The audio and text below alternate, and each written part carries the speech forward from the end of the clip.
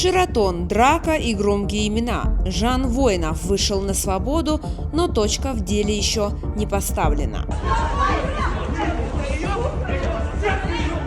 Следственная служба Первомайска РУВД отпустила Жана Воинова из-под стражи. Причина – заявитель написал встречное заявление и отказался от претензий, а охранники Воинова по-прежнему остаются в поле зрения следствия. Проясним, заявление на Жана Воинова писали не девочки, которых избили в отеле. Его написал друг пострадавших, который заступился в момент потасовки.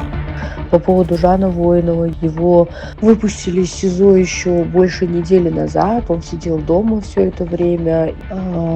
Вышел он, потому что наш друг, на которого он напал со своими охранниками, написал встречное заявление. То есть он забрал свое заявление, по непонятным мне причинам.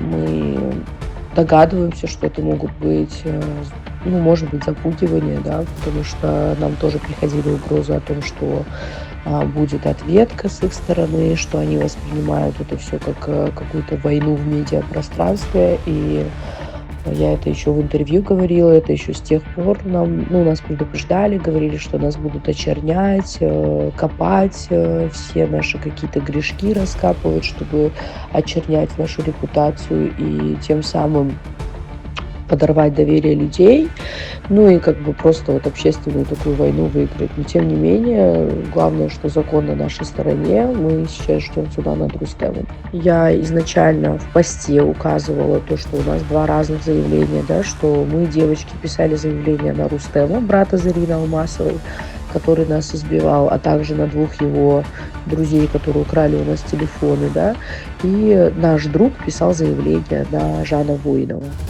Напомним хронологию. 30 июня Шератон, не курорт, а ринг. По словам Джакыповой, ее с подругами избили. Виновные – Жан Воинов, его жена и младший Шурин. 3 июля история выходит наружу, интернет кипит, бойкот отелю, волна праведного гнева и требования наказать всех причастных. 5 июля суд отправляет Воинова в СИЗО номер 1 по статье «Хулиганство». Сегодня он уже на свободе, но не все так просто. Дело не закрыто, охранники и Шурин остаются под следствием. Следственные мероприятия по инциденту продолжаются. Решение будет принято согласно требованиям Уголовного процессуального кодекса. Эльвира Сатыбекова, Оскар Улан-Уло, репортер KG.